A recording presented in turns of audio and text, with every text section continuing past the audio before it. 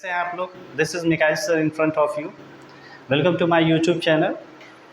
इस समय हम लोग पढ़ रहे हैं वर्क के अलावा भी मैंने बहुत सारी वीडियोज़ अपलोड कर दिया है। अगर आपने नहीं देखा है तो आप हमारे चैनल के प्लेलिस्ट में जा कर के उन वीडियोज़ को देख सकते हैं। और कैसी भी प्रॉब्लम अगर है तो आप उस वीडियोज़ को देख करके आप उन प्रॉब्लम्स को ख़त्म कर सकते हैं। आज हम लोग बहुत ही इंटरेस्टिंग एक चैप्टर लेके आए हैं एरर डिटेक्शन का।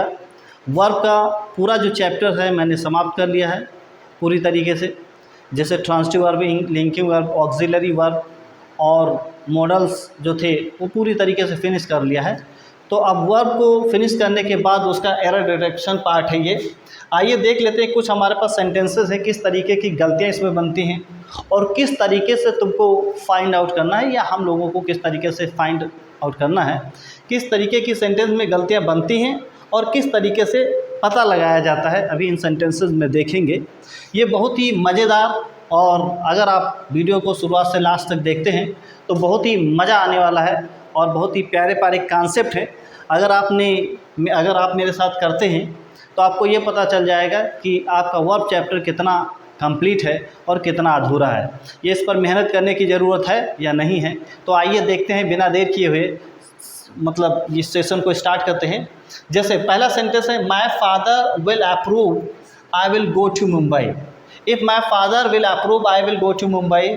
अगर मेरे पापा मुझे इजाज़त दे देंगे तो मैं मुंबई अवश्य ही जाऊंगा। तो जैसा कि आपको पता है, फर्स्ट रूल ये था, अगर सेंटेंस हमारा कंडीशनल है और डबल का है, अगर पहले वाले में कंडीशन है और दूसरे में अगर पापा मुझे इजाज़त दे देंगे तो मैं मुंबई चला जाऊंगा, ठीक है। तो पहले वाले में कंडीशन है और दूसरे वाले में रिज़ल्ट है। अगर आप थोड़ा सा वीडियो को देखेंगे, पिछली वीडियोस को, मैंने हर एक टॉपिक को मैंने अच्छी तरीके से समझा दिया है। अब मुझे इतना नहीं याद है किस टॉपिक को किस वीडियो में समझाया गया है, लेकिन जो रूल्स के जो वीडियो हैं उसमें मैंने सारी बातें बता दिया है। अगर आपने नहीं देखा तो पिछली वीडियोस को आप रिवाइज कर लें, फिर आप इनको करेंगे तो करने में ज़्यादा मज़ा आएगा, ठीक है। तो अगर पहले वाले में कंडीशन है तो पहले वाले कंडीशन वाले सेंटेंस में क्या बनाते हैं, उसको प्रेजेंट इंडेफिनिट में बनाते हैं और बाकी को बनाते हैं फ्यूचर इंडेफिनिट में।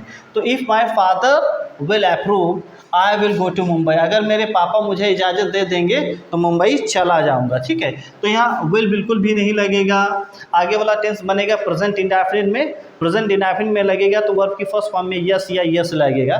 इफ़ माय फादर अप्रूव्स, तो यहाँ पर विल हटा करके यहाँ पे एस लगाना पड़ेगा। If my father approves I will go to Mumbai, तो मैं दिल्ली अवश्य ही चला जाऊंगा। मैं फिर से, अगर सेंटेंस कंडीशन है, if the sentence is in condition, तो करना क्या है, जिसमें कंडीशन है, the part which has condition you have to translate it into present indefinite tense, and the part which has result you have to translate it into future indefinite.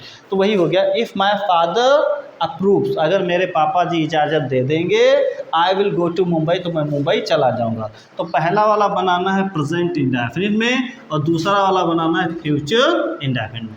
दूसरा है, next है 5 × 5 = 25। 5 को अगर 5 से गुणा करेंगे तो 25 आता है। आप जानते हैं 5 एक फिक्स डिजिट है और ये भी 5 एक फिक्स डिजिट है। तो ये एक तरीके से निश्चित है, सर्टेन डिजिट्स हैं, इसलिए इनके साथ वर्ब हमेशा सिंगुलर नंबर इस्तेमाल किया जाता है।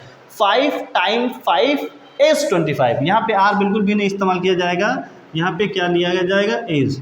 5 × 5 = 25। 5 को 5 से गुणा करने पर 25 आता है। तो यहाँ पे 5 × 5 जो हैं ये फिक्स हैं, ये सर्टेन डिजिट्स हैं, इसीलिए इनके साथ वर्ब की फर्स्ट फॉर्म का इस्तेमाल किया जाता है। Question number 3, the patient died before the doctor केम। आपने पास्ट परफेक्ट टेंस में पढ़ा होगा, जो एक्टिविटी पहले हो जाती है, जो पहले काम समाप्त हो जाता है उसको बनाते हैं पास्ट परफेक्ट में, और जो काम बाद में समाप्त होता है उसको बनाते हैं पास्ट इंडेफिनिट में। तो आज देखते हैं, patient died before the doctor came. Doctor के आने से पहले, मतलब डॉक्टर साहब के आने से पहले पेशेंट मर गया था। तो काम पहले कौन सा हुआ है, पेशेंट मर गया था, ये काम पहले हुआ है और डॉक्टर का आना बाद में हुआ है। जो बाद में आया है उसको बनाना है पास्ट इंडेफिनिट में, ठीक है। जो पहले है उसको बनाना है पास्ट परफेक्ट में। तो ये हमारा जो स्ट्रक्चर है इतना सेंटेंस ये गलत है। The patient had died before the doctor केम, ये हो जाएगा the patient had died before the doctor came. Patient मर चुका था डॉक्टर के आने से पहले। अगर आपने पास्ट परफेक्ट टेंस पढ़ा होगा तो जो काम पहले हो जाएगा उसको बनाएंगे पास्ट परफेक्ट में, और जो काम बाद में होता है उसको बनाते हैं पास्ट इंडेफिनिट में। तो the patient had died before the doctor केम, इस तरीके से। नेक्स्ट तो यहाँ पे क्या लगाएंगे, हैड लगाना पड़ेगा आपको। She has slept for 8 hours last night, पिछली रात वो 8 घंटे सोई थी या सोई है। तो ये लास्ट नाइट, इसमें जो टाइम से रिलेटेड हमारा जो एडवर्ब दिया है, इसे पता ये चलता है कि एक्शन पास्ट में हो गई है, ये प्रेजेंट की बात बिल्कुल भी नहीं है। सी हैज़, तो ये पास्ट में जब लास्ट नाइट लगा है तो प्रेजेंट में हैज़ कहाँ से आ जाएगा। जब इस तरीके के सेंटेंसेस होते हैं तो उनको पास्ट इंडेफिनिट में बनाते हैं। She has slept for 8 hours last night, पिछली रात वो 8 घंटे सो चुकी है, मतलब तो इस तरीके के पिछली रात वो 8 घंटे सोई थी, ये पास्ट इंडेफिनिट में बनेगा। तो यहाँ पे हैज़ बिल्कुल भी गलत है। She slept for 8 hours last night, पिछली रात वो 8 घंटे सोई थी। जब पास्ट से रिलेटेड या एडवर्ब ऑफ टाइम आ जाता है पास्ट से रिलेटेड, तो ऐसे सेंटेंसेस को पास्ट इंडेफिनिट में बनाते हैं। Please keep in your mind, बिल्कुल फीड कर लेना, ऐसे सेंटेंसेस को पास्ट इंडेफिनिट में बनाते हैं। She has gone to Lucknow study, फिर उसी तरीके का है, वो कल लखनऊ गई थी कि वो कल लखनऊ गई है। जाहिर सी बात है ये एडवर्ब ऑफ टाइम दिया गया, इससे पता ये चलता है कि पास्ट की एक्शन कंप्लीट हो गई है। तो ऐसे टेंसेस को पास्ट इंडेफिनिट में बनाते हैं। She has gone to Lucknow नहीं, सी वेंट टू लखनऊ। तो यहाँ पे हैज़ भी नहीं लगेगा ना गॉन लगेगा, यहाँ पे लगाना पड़ेगा she went to Lucknow study, वो कल लखनऊ चली गई थी। इस तरीके के सेंटेंसेस को पास्ट इंडेफिनिट में बनाते हैं। नेक्स्ट हमारा है 100 rupees are not a big amount these days, इन दिनों 100 रुपया जो है एक बहुत बड़ी रकम नहीं है। अगर आपने देखा होगा पिछली वीडियोस को तो आपको पता होगा, अगर आपने नहीं देखा है तो प्लीज़ पहले आप उसको देख लें कि जो निश्चित दूरी हो और निश्चित रकम हो तो उसके लिए हम लोग वर्ब सिंगुलर नंबर का इस्तेमाल करते हैं। जैसे 100 रुपीज़ एक निश्चित रकम है, 100 रुपया। 100 rupees is not a big amount these days, तो यहाँ इनके साथ हम लोग सिंगुलर वर्ब का इस्तेमाल करते हैं, आर नहीं, यहाँ पे लगेगा is.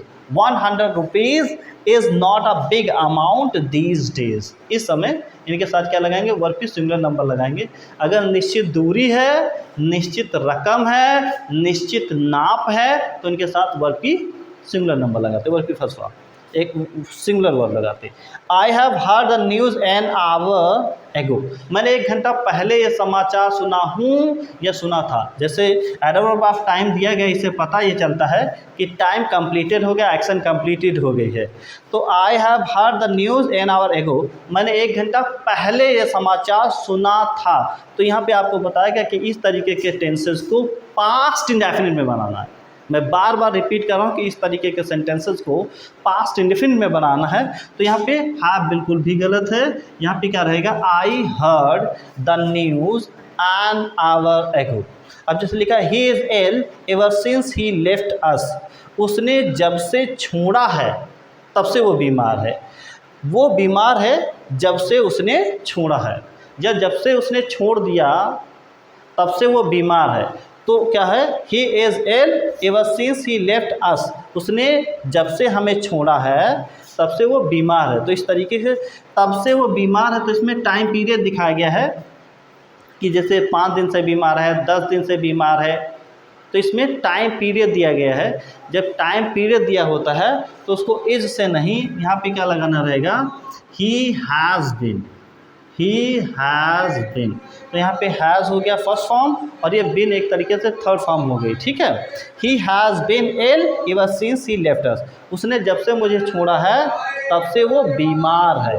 He has been ill ever since he left us, जब से उसने हमें छोड़ा है तब से वो बीमार है, तब से वो बीमार है।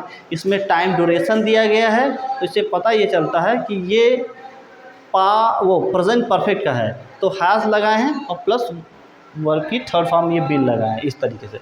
Many a man have done so, many आएंगे अगर आपको बताया गया था, जैसे ईदर है, नीदर है, ईच है और एवरी है और नन है, वन ऑफ है, मेनी आ है। तो मेनी इन सब के साथ वर्ब की सिंगुलर नंबर का इस्तेमाल करते हैं। मेनी आ मैन, ये हैव नहीं, यहाँ पर इस्तेमाल किया जाएगा हैज़, ठीक है। Many a man has done so, बहुत सारे लोगों ने इसे किया है, ठीक है। अगर आ हटा देंगे तो ये हो जाएगा मेनी मेन और फिर यहाँ पे हैव जो है सही हो जाएगा। लेकिन मेनी आ के साथ सिंगुलर नाउन आएगा और सिंगुलर वर्ब का इस्तेमाल किया जाता है। द पुअर इज़ मिजरेबल, जैसा कि पता है कि एडजेक्टिव के आगे कभी भी हम दा का इस्तेमाल नहीं करते, जब भी हम आर्टिकल का इस्तेमाल करते हैं वो हम नाउन के इस्तेमाल पहले करते हैं। तो अगर देखा जाए तो जैसे लिखा है पुअर पीपल होता है, पुअर पीपल, अगर पूरा वर्ड देखा जाए तो ये होता है पुअर पीपल, तो पीपल हमारा नाउन है तो इसके आगे हम दा लगा लेते हैं, ठीक है, इस तरीके से। लेकिन इतना ज़्यादा मतलब यूज़ किया जाता है, जाहिर सी बात है इसको अंडरस्टूड कर लिया गया है कि गरीब लोग, तो गरीब लोग ऐसा तो है नहीं कि गरीब जानवर होता है। गरीब जो है ये एक वर्ड जो है, गरीब है, मालदार है, हेल्पलेस है, ये सब ह्यूमन बीइंग के लिए फिक्स हैं। तो धीरे धीरे क्या होता है, वाइल स्पीकिंग हमारा नाउन जो है धीरे धीरे जा कर के छिप गया, तो ये हो गया द पुअर। वैसे अगर पूरी तरीके से देखा जाए तो ये पीपल के लिए यहाँ पे दा लगा है, क्योंकि आर्टिकल हमेशा नाउन के लिए लगता है, एडजेक्टिव के लिए कभी लगता ही नहीं। तो इस तरीके से जो यूज़ किया जाता है द पुअर, तो इसका मतलब हो जाता है गरीब लोग। ये नाउन ऑफ मल्टीट्यूड दिखाता है और नाउन ऑफ मल्टीट्यूड हमेशा प्लूरल नंबर में इस्तेमाल किया जाता है। तो क्या हो जाएगा कि द पुअर इज नहीं, यहाँ पे आर हो जाएगा, द पुअर आर मिजरेबल, कि गरीब लोग जो हैं वो दयनीय स्थिति में हैं। और ये जान लीजिए कि ये जो दा लगा है ये दा पुअर के आगे नहीं, ये पूरी एक्चुअली ये वर्ड है द पुअर पीपल, लेकिन इतना ज़्यादा फिक्स है कि ये मान लिया गया कि गरीब है, मालदार है, ये ह्यूमन बीइंग ही होता है, इसलिए पीपल धीरे धीरे चला गया या ख़त्म कर दिया गया। Sohan as well as his parents were there, Sohan और साथ ही साथ उसके माता पिता वहाँ पर थे। तो आपको पता है कि एज वेल एज, लाइक और बिसाइड्स और अलॉन्ग विद, टुगेदर विद, अगर इनसे जुड़ा है तो वर्ब हमेशा एक नंबर से लेते हैं। तो यहाँ पे जो वर्ब है वो एक नंबर से इस्तेमाल की जाएगी। सोहन हमारा सिंगुलर नंबर है, इसलिए वर्ब ना आकर के यहाँ पे लगेगा इज। अगर as well as, along with, together with, besides और like, अगर इनसे हमारा दो नाउन्स जुड़े हैं तो वर्ब हमेशा हम फर्स्ट नाउन मतलब पहले वाले नाउन के अनुसार लेते हैं। अगर वो सिंगुलर नंबर है तो सिंगुलर नंबर लगेगा, अगर वो प्लूरल नंबर है तो प्लूरल नंबर लगेगा। आइए देख लेते हैं कुछ और हमारे पास एग्जांपल्स हैं, उनको किस तरीके से, उसमें कौन कौन सी गलतियां हैं, किस तरीके की गलतियां हैं, अभी हम लोग देखते हैं कि किस तरीके की गलतियां हैं और फाइंड आउट करने की कोशिश करते हैं, ठीक है। आइए देखते हैं, यहाँ पे कुछ और हमारे पास एग्जांपल्स हैं वर्ब से रिलेटेड। यहाँ पर कुछ गलतियाँ हैं, उनको फाइंड आउट करना है। किस तरीके से फाउंड आउट करना है, अगर आपने हमारे वीडियोस देखे हैं, अगर आपने वर्ब को सही तरीके से पढ़ रखा है तो आप बहुत ही ईज़िली फाइंड आउट कर लेंगे। अगर आपने नहीं पढ़ा है तो ये टफ़ था, टफ़ है और टफ़ रहेगा, आप नहीं तलाश कर पाएंगे। तो आपसे रिक्वेस्ट है कि अगर आपने वीडियोस मेरे नहीं देखे हैं तो आप पहले उन वीडियोस को देख लें, तभी आप इनको सॉल्व करने की कोशिश करें। लेट अस कम, आइए देखते हैं। ही और आई इज़ गिल्टी। आपको पता है कि जब सेंटेंस हमारा ईदर और, नीदर और, नॉट ओनली बट आल्सो और ओ आर से जब जुड़ा होता है तो वर्ब हमेशा दो नंबर से लेते हैं। मैंने पिछली वीडियोज़ में बताया है और बखूबी पढ़ाया भी है, अगर आपने नहीं पढ़ा तो आप उनको पढ़ सकते हैं, ठीक है। अगर इनसे जुड़ा है तो वर्ब हम दो नंबर से लेते हैं, जैसे वर्ब नंबर 1 और वर्ब नंबर 2, तो वर्ब हम क्या करते हैं, दो नंबर से लेते हैं। तो ही और आई के साथ आई एम लगता है तो यहाँ पे ईद बिल्कुल गलत है, यहाँ पे क्या हो जाएगा आई एम। ही और आई एम गिल्टी, तो ओ आर से अगर जुड़ा है तो वर्ब हमेशा दो नंबर से लेते हैं। ईदर और, neither nor, not only but also और OR अगर इनसे जुड़ा है तो वर्ब हमेशा 2 नंबर से लेते हैं। अगर वो सिंगुलर नंबर है तो वर्ब सिंगुलर नंबर होगा, अगर वर्ब प्लूरल नंबर है तो वर्ब प्लूरल नंबर होगा। Question number next, every book and every pen were lost. कोई भी 2 नाउन अगर वो एंड से जुड़े हैं, उनके पहले ईच या एवरी आया है तो वर्ब हमेशा सिंगुलर नंबर का इस्तेमाल करते हैं। तो यहाँ पे बिल्कुल भी वर्ब नहीं आएगा, इसके साथ आएगा was. Every book and every pen was lost. हर एक किताब और हर एक कलम खो गया है। अगर 2 नाउन एंड से जुड़े हैं, उनके पहले ईच या एवरी आया है तो वर्ब सिंगुलर नंबर लेंगे। Just feed you your mind. Next है, the horse and the carriage are waiting. घोड़ा और जो गाड़ी है वो इंतज़ार कर रहे हैं। घोड़ा और गाड़ी जो हैं वो इंतज़ार कर रहे हैं।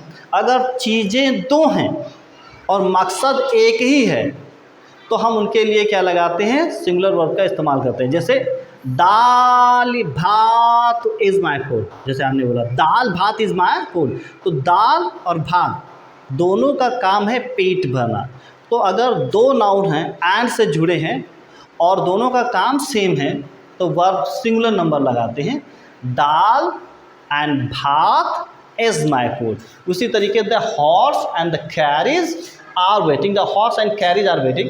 तो यहाँ पे घोड़ा और गाड़ी मिल करके इक्का बना तो इसलिए एक वचन हुआ, तो यहाँ पे इज़ नहीं, आर नहीं, इज़ का इस्तेमाल करेंगे।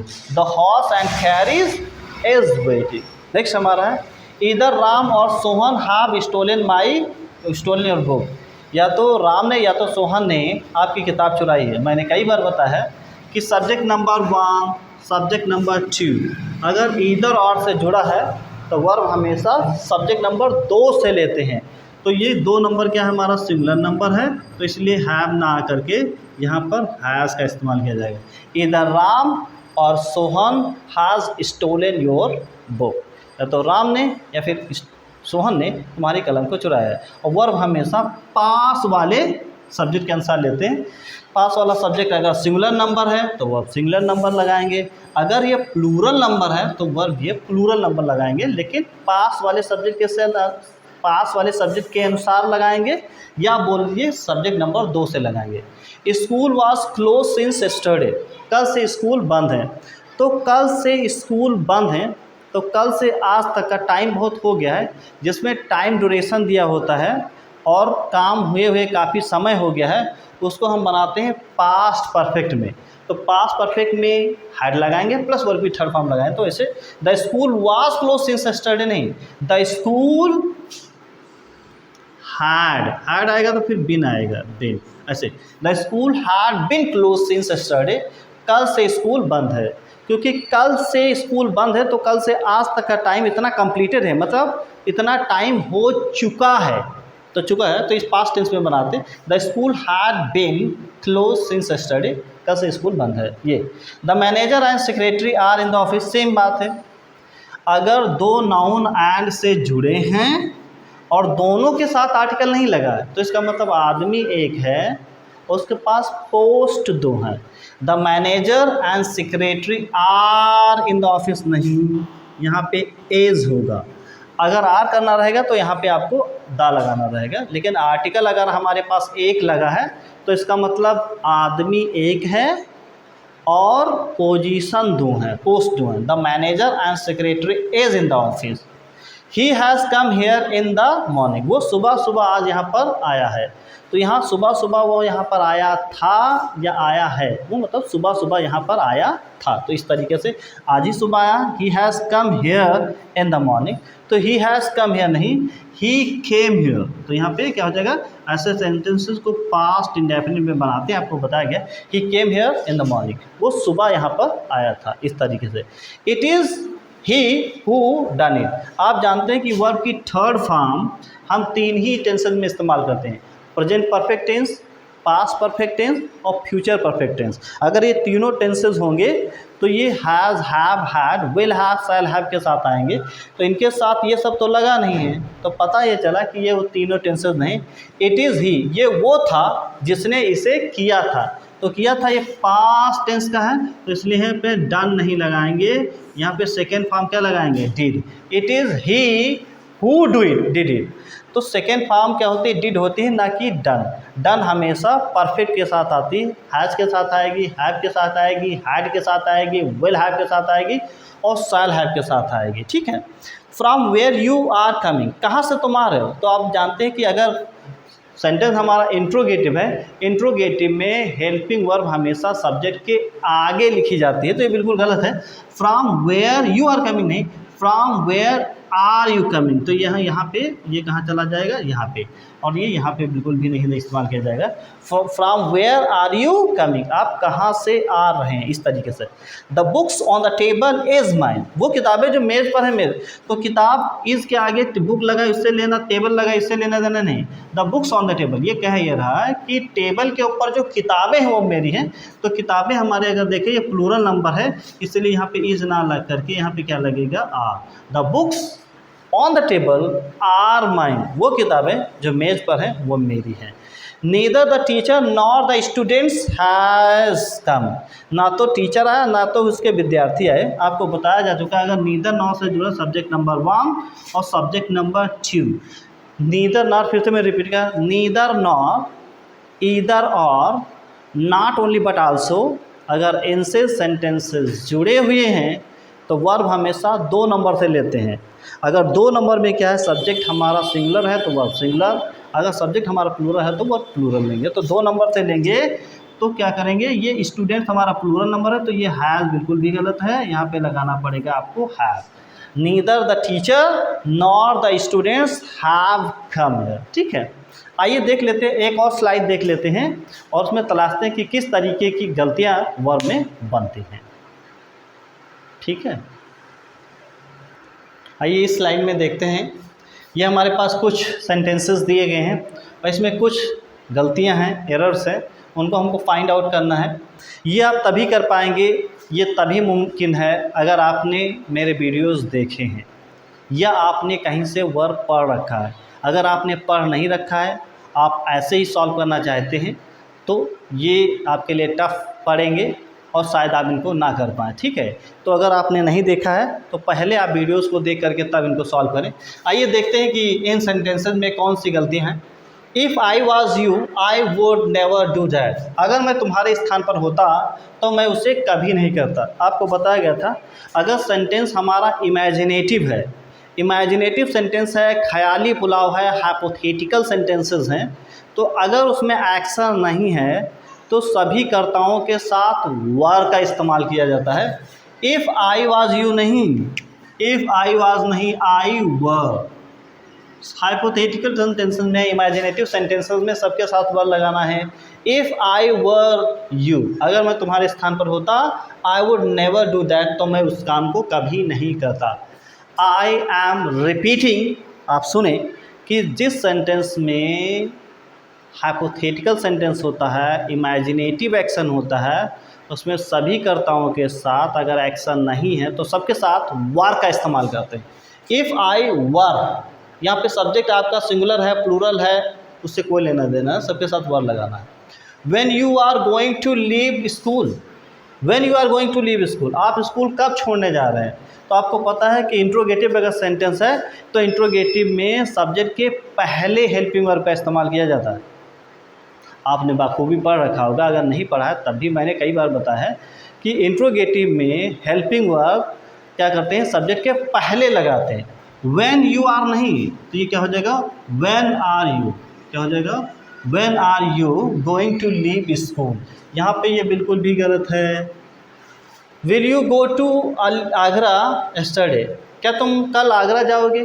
तो फ्यूचर इंडेफिनिट टेंस में आपने पढ़ा है, फ्यूचर इंडेफिनिट टेंस में या तो आप यस्टरडे हटाएं, यस्टरडे को टुमारो करें, क्या कल आप आगरा जाएंगे, और या तो आप करें did you go to Aligarh Agra yesterday, क्या आप कल आगरा गए थे। ठीक है, तो यस्टरडे लगा तो इससे पता ये चलता है कि ये पास्ट टेंस है, तो पास्ट टेंस में हम विल ना लगा करके यहाँ पे क्या करेंगे, डिड करेंगे। Did you go to Agra yesterday, क्या आप कल आगरा गए थे। अगर आप वहाँ पे विल लगाएं तो यहाँ पे यस्टरडे को हटा के टुमारो करना पड़ेगा। ठीक है, kindly tell me where can I meet you, मैं आपसे कहाँ पर मिल सकता हूँ। जैसा कि आपको पता ये सेंटेंस इतना हमारा इंट्रोगेटिव नहीं है। जी हाँ, आपको देखने में लग सकता है कि ये सेंटेंस इंट्रोगेटिव है, लेकिन ये सेंटेंस बिल्कुल भी इंट्रोगेटिव नहीं है। This sentence is in complex है। कृपया आप मुझे बताएं कि मैं आपको कहाँ मिल सकता हूँ। तो कहाँ हमारा ये कंजक्शन है, वो भी एक तरीके से कंजक्शन तो है, लेकिन ये conjunction of kindly tell me, कृपया आप काइंडली टेल मी, कृपया आप मुझे बताएं कि वेयर तो कंजक्शन हो गया। कंजक्शन के बाद कैन को पीछे करिए, आगे नहीं, ये इसके बाद लगाएंगे। Kindly tell me where I can meet him, मुझे बताओ कि मैं उसे कहाँ मिल सकता हूँ। तो ये वेयर जो है ये हमारा कंजक्शन है रिलेटिव, क्योंकि ये दो सेंटेंसेस को रिलेट करता है। तो ये क्या हो जाएगा, रिलेटिव एडवर्ब है ये, सॉरी हाँ रिलेटिव एडवर्ब है, क्योंकि ये रिलेट कर रहा है, दो सेंटेंसेस को जोड़ रहा और प्लस प्लेस की तरफ इशारा कर रहा है, तो ये रिलेटिव एडवर्ब हुआ इस तरीके से। I asked him where did he live, कि वो कहाँ रहता है। फिर उसी तरीके के सेंटेंस है, एक सेंटेंस ये है और एक सेंटेंस ये है, ये हमारा एक कंजक्शन है, रिलेटिव एडवर्ब है। तो इस तरीके से आई आस्क्ड कि मैंने उससे पूछा वेयर ही लिव्ड, तो यहाँ पे डिड ना लगा करके बल्कि यहाँ पे हमको सेकेंड फॉर्म करना पड़ेगा, ठीक है, क्योंकि ये कंजक्शन है। मैंने उससे पूछा, अगर प्रिंसिपल क्लास पास्ट टेंस में है तो सबऑर्डिनेट क्लास भी पास्ट टेंस में होगा।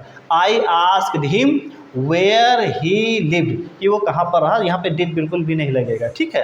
नेक्स्ट है the condition of the people living in this village are very poor, इस गांव में जो रह रहे लोग हैं उनकी दशा। तो दशा हमारा अनकाउंटेबल नाउन है। अनकाउंटेबल नाउन सिंगुलर नंबर में माना जाता है, सिंगुलर नंबर के साथ आर बिल्कुल भी नहीं लगेगा, यहाँ क्या लगाना रहेगा, is. The condition of people living in this village is very poor, इस गांव में रहने वाले लोगों की जो कंडीशन है वो बहुत ही बुरी है। I do not know who are you, ये फिर वैसे एक सेंटेंस है, एक सेंटेंस ये हो गया और एक सेंटेंस ये हो गया।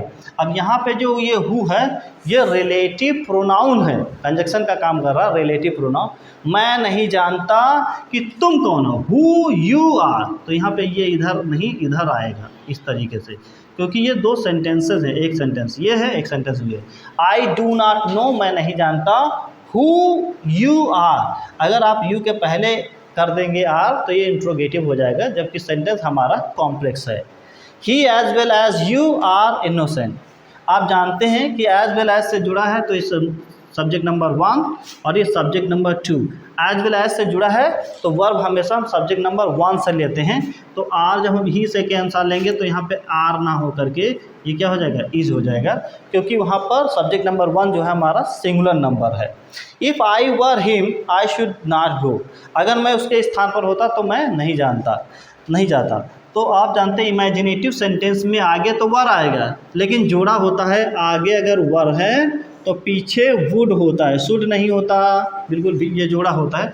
तो यहाँ पे शुड नहीं हो करके यहाँ पे क्या हो जाएगा, वुड होगा, मतलब वर और वुड ये जोड़ा होता है, वर और वुड। इमेजिनेटिव सेंटेंस में जिसमें एक्शन नहीं होता उसमें आगे वर लगाते हैं और पीछे वुड का इस्तेमाल करते हैं। नेक्स्ट हमारा है the school will remain close for a week, एक सप्ताह तक स्कूल बंद रहेंगे। तो अगर देखा जाए ये हेल्पिंग वर्ब है और ये मेन वर्ब है और ये भी वर्ब है, तो दो वर्ब एक पास तो आ नहीं सकती हैं। The school will remain close for a week, school जो है एक सप्ताह तक बंद रहेगा। तो जब विल आएगा वर्ब की फर्स्ट फॉर्म रहेगी तो वर्ब की फर्स्ट फॉर्म लगे है, और क्लोज मतलब बंद, तो यहाँ पे क्लोज जो है ये बंद होना ये एक एडजेक्टिव है। तो अगर हम क्या करेंगे, अगर दोनों फर्स्ट फॉर्म लिखेंगे तो ये दोनों वर्ब हो जाएंगे। दो वर्ब एक साथ बिल्कुल भी नहीं रहती, वर्ब हमेशा एडजेक्टिव हमेशा नाउन को मॉडिफाई करता है, क्वालिफाई करता है। इसलिए क्या करेंगे, वर्ब को जब हमको एडजेक्टिव बनाना रहता तो वर्ब की थर्ड फॉर्म लिखनी पड़ती है। The school will remain closed, तो यहाँ पे करना पड़ेगा close. The school will remain closed for a week, एक सप्ताह तक स्कूल बंद रहेंगे। तो ईडी जब हमने लगा दिया तो ये हमारा थर्ड फॉर्म हो गया, ठीक है। जब हम वर्ब में थर्ड फॉर्म बना देते हैं तो फिर एडजेक्टिव का काम करने लगता है। इस प्रकार हमने देखा कि वर्ब एक ऐसा चैप्टर था जो कई दिनों से चल रहा था, आज मैंने पूरी तरीके से कंप्लीट कर दिया है। सारे वीडियो वीडियो सारे टॉपिक पे बना दिया है और एक्सरसाइज जितनी मुझसे हो सकती थी मैंने करा दिया है, और ज़रूरत पड़ेगी तो और करा देंगे, ठीक है। तो आज पूरी तरीके से वर्क समाप्त हो गया है। अगला चैप्टर मुस्कुराते हुए बहुत ही अच्छी तरीके से मैं अगला चैप्टर शायद हमारा एडवर्ब रहेगा, उसको हम पढ़ाएंगे। और अगर आपको मेरे वीडियोज़ अच्छे लग रहे हैं तो प्लीज़ चैनल को सब्सक्राइब करें और अपने दोस्तों में शेयर ज़रूर करें। कमेंट करके बताएं कि आपको कैसा लगा और क्या सुधारने की ज़रूरत है, कहाँ पे गलतियां हो जाती हैं। अगर गलती हो जाती है तो उसके लिए सॉरी। और मैं कोशिश करता हूं कि गलती ना हो, कभी कभी ऐसे टंग ऑफ फ्लिप वो हो जाता है, ये ज़बान है थोड़ा सा फिसल जाती है। तो अगर आप गलती हो जाती है तो उसके लिए सॉरी, और आप बताएँ कि आपको वीडियोज़ कैसा लगा। और मिलते हैं नेक्स्ट टाइम नेक्स्ट वीडियो के साथ। तब तक के लिए goodbye and thank you.